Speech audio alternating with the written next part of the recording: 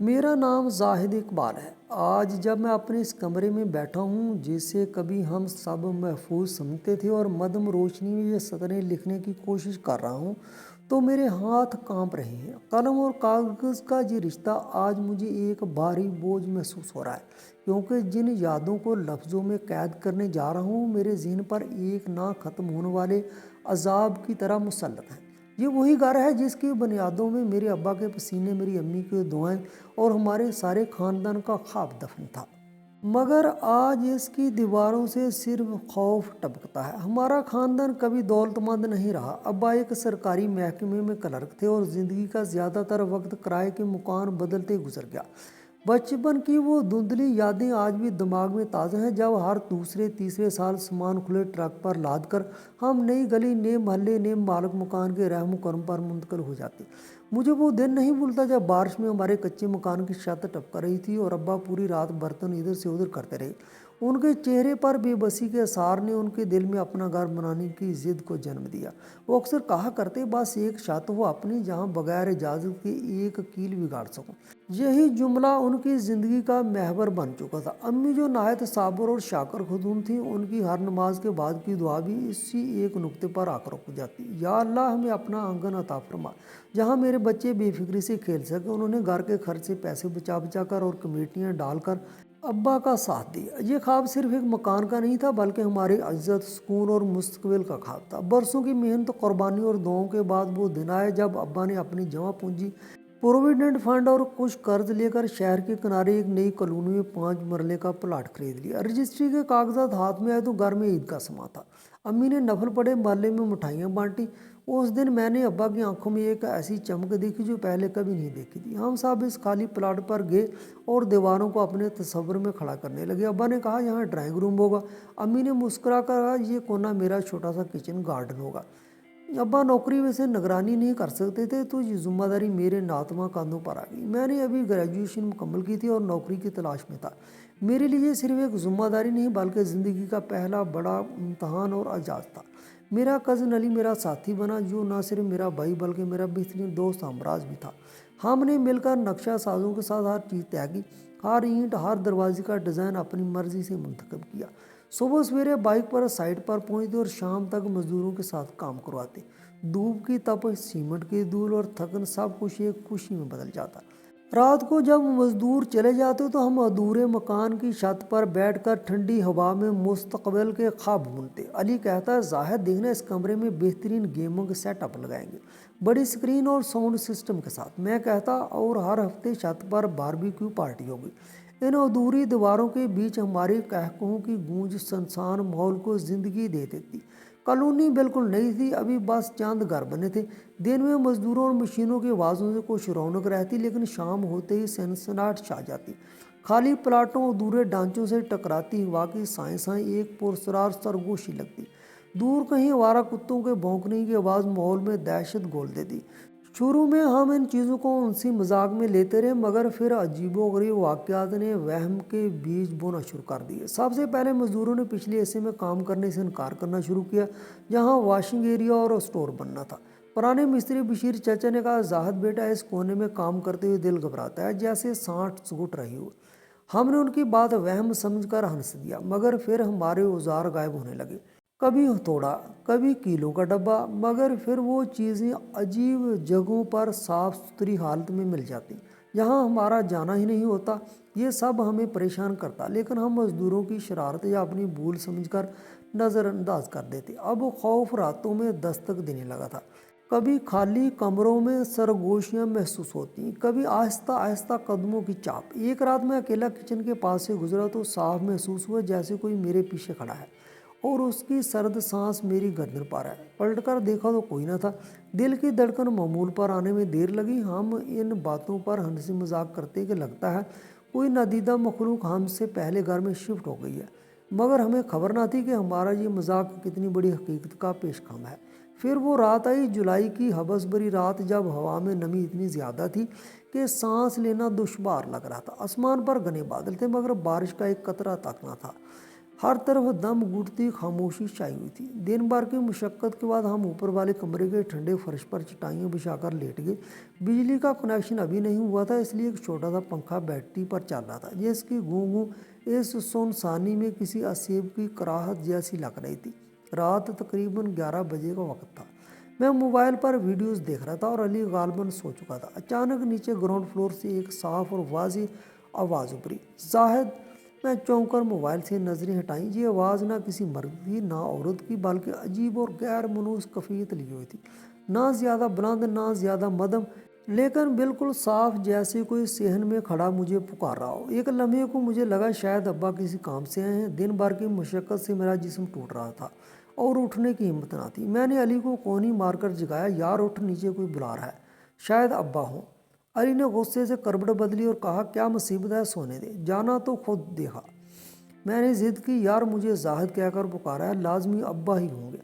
आखिरकार मैंने तकरीबन उसे दहकील ही दिया। वो झंझला कर उठा और बड़बड़ाता हुआ सीढ़ियों की तरफ चल पड़ा। जान निकल रही है थकन से और तुम लोगों को हुक्म चलाने की पड़ी है। ये उसके वो आखिरी अल्फाज थे जो मैंने सुने। उसके जाने के बाद मैं दोबारा मोबाइल में मशगूल हो गया। 1 2 5 मिनट गुजर गए। मैंने सोचा शायद अब्बा हूँ और वो उनसे बात कर रहा होगा। वक्त काटने के लिए मैंने फ़ोन पर गेम खोल ली, मगर जब 10 मिनट गुजर गए तो दिल में तशवीश ने सर उठाया। इतनी रात की अब्बा को यहाँ क्या काम हो सकता है और इतनी देर क्यों लग रही थी। मैं बार बार सीढ़ियों की तरफ देखता रहा कि अब अली वापस आएगा या अब्बा की आवाज़ आएगी। 15 मिनट बीत गए मगर कुछ ना हुआ। अब पंखों की गूं भी मुझे कानों में शोर की तरह लगने लगी। घर में मौत जैसा सन्नाटा छाया हुआ था। एक अनजान खौफ मेरी रगों में सरसरा रहा था। मैंने अली को आवाज़ देने का सोचा, मगर फिर रुक गया कि शायद वो अब्बा के साथ हो। मेरी जल्दबाजी बुरी लगी। 20 मिनट गुजर गए और ये लम्हे मुझे 20 सदियों जैसे महसूस हुए। अली की कोई आहट न मिली। मेरा सब्र जवाब दे गया और दिलो दिमाग में खतरे की घंटियाँ बजने लगीं।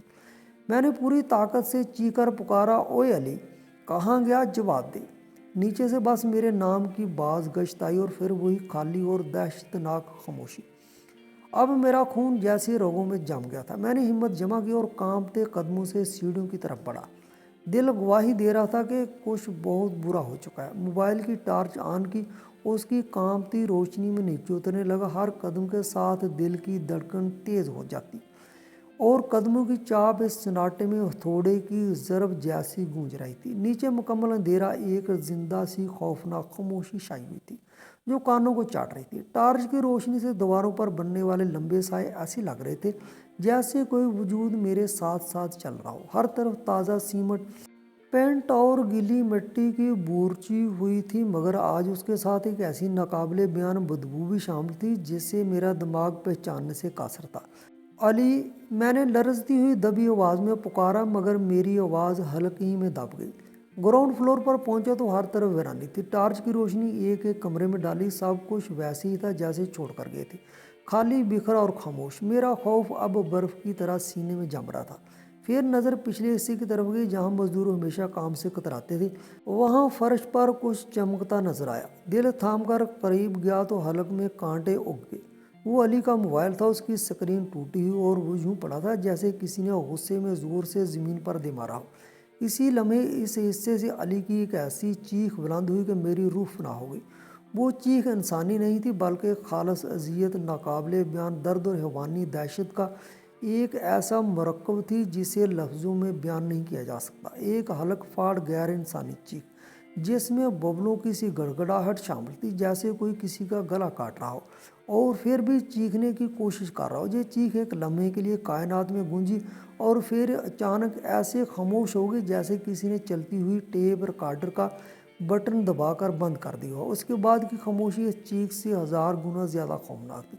मैं हवास वाख्ता होकर दीवानों की तरह इसे समत भागा और चीखने लगा, अली अली। आंसू बह रहे थे मगर कोई जवाब न था। मैं लाइन के लिए एक बड़ा सा गटर होल बना हुआ था जिस पर सीमेंट का भारी ढक्कन रखा हुआ था। मेरी नज़र जब फर्श पर पड़ी तो मेरे पाँव तले से ज़मीन निकल गई। फर्श पर ताज़ा खून के छींटे बिखरे हुए थे जो किसी ज़िबा किए हुए जानवर का मंजर पेश कर रहे थे। ये छींटे सीधे इस गटर की तरफ जा रहे थे। मैं कांपते हाथों, लड़खड़ाते कदमों के साथ गटर के करीब पहुंचा। ढक्कन थोड़ा सा अपनी जगह से हटा हुआ था اور اس کے نیچے سے وہی ناقابل برداشت بدبو اٹھ رہی تھی۔ میں نے ہمت مجتمع کی آنکھیں میچیں اور ڈھکن کے کنارے کو پکڑ کر پوری طاقت سے کھینچ دیا۔ ڈھکن خوفناک رگڑ کی آواز کے ساتھ ایک طرف سرک گیا۔ جب میں نے ٹارچ اندر ڈالی تو جو منظر دیکھا، کاش میں اندھا ہو جاتا، کاش میری روح اس لمحے پرواز کر جاتی۔ گٹر کے سیاہ اور گندے پانی میں ہر طرف خون ہی خون تھا۔ سرخ پانی میں گوشت کے لوتھڑے، کپڑوں کے چیتھڑے، کچھ ناقابل شناخت اور انسانی اعضاء تیر رہے تھے۔ ان سب کو بیچ میں مجھے اپنے کزن علی کی نیلی شرٹ کا ایک ٹکڑا، اس کے ہاتھ کی وہ چاندی کی انگوٹھی دکھائی دی جو میں نے اسے سالگرہ پر دی تھی۔ وہ علی تھا جو اس کے وجود کا بچا کھچا حصہ۔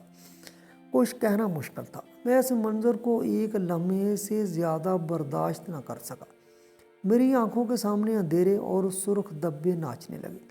میری ٹانگیں جواب دی گئیں۔ ایک آخری چیخ میرے حلق سے نکلی اور میں وہیں بے ہوش ہو کر گر گیا۔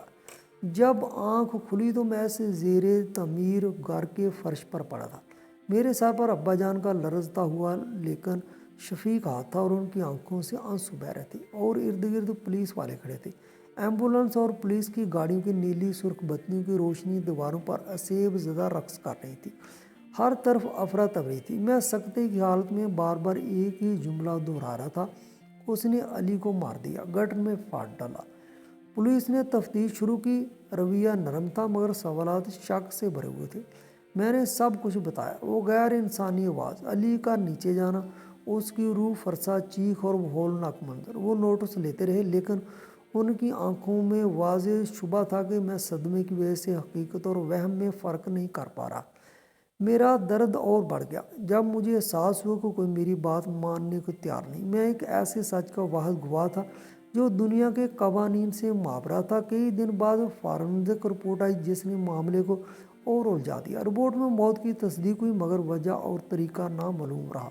جسم کے ٹکڑے کسی داردار ہتھیار سے نہیں کاٹے گئے تھے بلکہ کسی نہایت طاقتور نامعلوم شے نے انہیں چیر پھاڑ ڈالا تھا۔ کوئی ہتھیار نہ ملا، نہ انگلیوں کے نشانات۔ پولیس نے جان چھڑانے کے لیے اسے ڈکیتی کا ناکام واقعہ قرار دے دیا کہ مزاحمت پر قتل ہو گیا۔ لیکن اگر یہ ڈکیتی تھی تو لاکھوں کا سامان کیوں سلامت رہا؟ ابا جان اس واقعے کے بعد جیسے زندہ لاش بن گئی۔ ان کا برسوں پرانا خواب ایک بھیانک انسان خور اسیب میں بدل چکا تھا۔ علی کی والدہ میری خالہ کے آنسو کبھی نہیں تھمے۔ ان کے سوالیہ اور الزام تراش نظروں کے نشتر آج بھی میرے دل کو چلنی کرتے ہیں۔ ہم سب یہ گھر بیچنا چاہتے تھے لیکن کوئی خریدار نہ ملا۔ ابا جان اپنی ساری جمع پونجی اس پر لگا چکے تھے۔ 6 ماہ بعد ہم اس منحوس گھر میں منتقل ہو گئے۔ آج اس واقعے کو 5 سال گزر چکے ہیں۔ ہم اسی گھر میں رہتے ہیں جو کبھی خوابوں کا محل تھا اور اب ایک زندہ قبرستان لگتا ہے۔ اس کی دیواروں سے خوشی نہیں بلکہ مستقل اداسی اور انجانہ خوف رس رہا ہے۔ امی جان راتوں کو اکثر علی کی تصویر سینے سے لگا کر روتی ہیں۔ ابا بالکل خاموش ہو گئے ہیں جیسے اندر کی زندگی کوئی نچوڑ کر لے گیا ہو، اور میں آج بھی اس رات کے عذاب سے باہر نہیں نکل سکا۔ گھر کے پچھلے حصے سے لانڈری ایریا کے قریب سے آج بھی نہیں گزرتا۔ اس مین ہول پر اب سنگ مرمر کا فرش ڈال دیا گیا مگر میرے لیے وہ آج بھی کھلا ہے اور اس میں سے وہی ہولناک حقیقت جھانکتی ہے۔ مجھے آج بھی سنسان راتوں میں وہ غیر انسانی بلبلاتی چیخ سنائی دیتی ہے۔ لگتا ہے وہ شے آج بھی یہی ہے، ہمارے ساتھ اسی گھر میں رہ رہی ہے۔ کبھی کبھی پائپوں سے عجیب کھڑچنے کی آواز آتی ہے۔ میں اپنے خاندان کو یہ سب نہیں سمجھا سکتا۔ وہ اب بھی اسے ڈکیتی اور ایک حادثہ ہی سمجھتے ہیں کیونکہ اصل سچ اتنا ہولناک ہے کہ کوئی اسے ماننے کو تیار نہیں۔ اکثر جب رات کو آنکھ کھل جاتی ہے تو میں چھت کو گھورتے ہوئے سوچتا ہوں اگر وہ چور تھے تو کچھ چرایا کیوں نہیں، اور اگر صرف مارنا ہی تھا تو میرے کزن کو اتنی بے دردی سے کیوں مارا۔ اور سب سے بھیانک سوال جو میری روح کو چھید دیتا ہے وہ یہ ہے کہ اس رات اس آواز نے میرا نام پکارا تھا، زاہد، تو پھر علی کیوں مارا گیا؟ کیا وہ میری جگہ قربان ہو گیا؟ ان سوالوں کا جواب کسی کے پاس نہیں، شاید کبھی نہ ملے۔ ہم اپنی چھوٹی سے محفوظ دنیا میں مگن رہتے ہیں، اس حقیقت سے انجان کہ ہماری دنیا کے پردے کے پیچھے ایک اور دنیا بھی بستی ہے، ایک ایسی دنیا جس کے قوانین اور مخلوقات ہماری سمجھ سے باہر ہیں۔ اللہ ہم سب کو اپنی پناہ میں رکھے، ایسی نادیدہ شریر مخلوقات کے شر سے محفوظ رکھے، کیونکہ ہم نہیں جانتے کہ وہ کب، کہاں اور کس نیت سے ہمارے آس پاس موجود ہیں۔